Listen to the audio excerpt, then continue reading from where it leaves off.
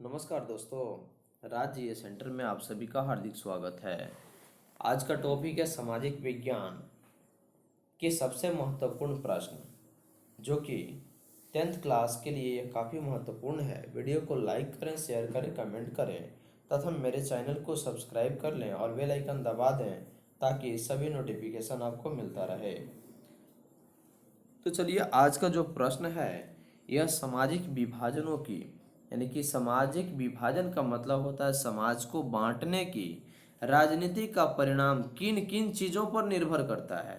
यानी कि सामाजिक विभाजनों की, सामाजिक यानी कि समाज को बांटने की जो स्थिति है, यह राजनीति का परिणाम किन किन चीज़ों पर निर्भर करता है। तो देखिए, इसका उत्तर है सामाजिक विभाजनों की राजनीति का परिणाम 3 चीज़ों पर निर्भर करता है। कितने चीज़ों पर? 3 चीज़ों पर निर्भर करता है। पहला, स्वयं की पहचान की चेतना। स्वयं का मतलब होता है खुद, अपने आप की पहचान की चेतना, यानी कि अंदर ही अंदर एक ऐसी भावना होनी चाहिए कि व्यक्ति या वस्तु की पहचान स्वयं होनी चाहिए, खुद होनी चाहिए। दूसरा है समाज के विभिन्न समुदायों की मांग को राजनीतिक दलों के द्वारा उपस्थित करने का तरीका। कहने का मतलब, समाज के विभिन्न समुदायों की मांग को राजनीतिक दलों द्वारा उपस्थित करने का तरीका और सरकार की मांगों के प्रति सोच।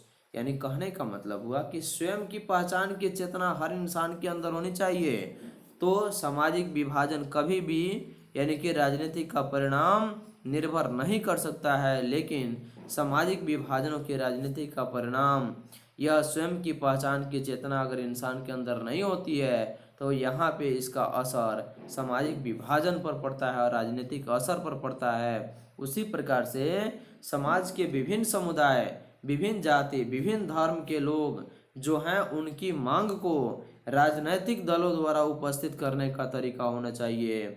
इस तरह से, क्योंकि समाज के विभिन्न समुदायों की जो मांग होती है, प्रत्येक व्यक्ति अपनी मांगों को पूरी करने के लिए या अपनी मांगों को रखने के लिए तो आप सरकार के पास जा नहीं सकते हैं। लेकिन जो समुदाय, जो संगठन बना हुआ है, जो राजनीतिक दल है, उसके द्वारा उपस्थित करने का यह तरीका होना चाहिए।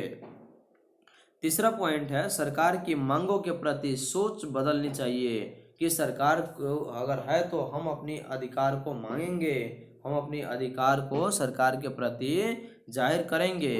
तो इस तरह से किसी भी राज्य में सामाजिक विभाजनों की राजनीति का परिणाम वहाँ के जनता की नैतिकता, यानी कि जनता की सोच।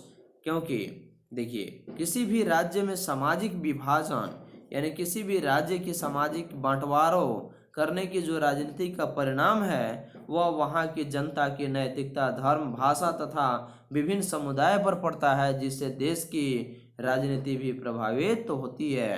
क्योंकि देखने को मिलता है कि किसी भी राज्य में अगर सामाजिक बंटवारा होने का जो मुख्य कारण होता है, वह सबसे पहला यह राजनीतिक कारण है, जो कि जाति और धर्म को लेकर के समाज को अलग अलग भागों में विभाजित करते हैं, तोड़ते हैं। तो वहाँ के जनता को जागरूक होना चाहिए और जनता को अपनी मांगों को रखने के लिए जनता की नैतिकता, धर्म, भाषा तथा विभिन्न समुदाय पर पड़ता है, जिससे देश की राजनीति भी प्रभावित होती है, जिसका अंतर या जिसका असर देश के सभी जनता पर पड़ता है। इस प्रकार कहा जा सकता है कि सामाजिक विभाजनों की राजनीति का परिणाम इन तीनों चीज़ों और तीनों बातों पर निर्भर करता है। इन सभी को ध्यान में रखते हुए सामाजिक विभाजनों की जो राजनीति का परिणाम है, इस कारण को दूर करना हमारे देश के राजनेताओं की अहम भूमिका है।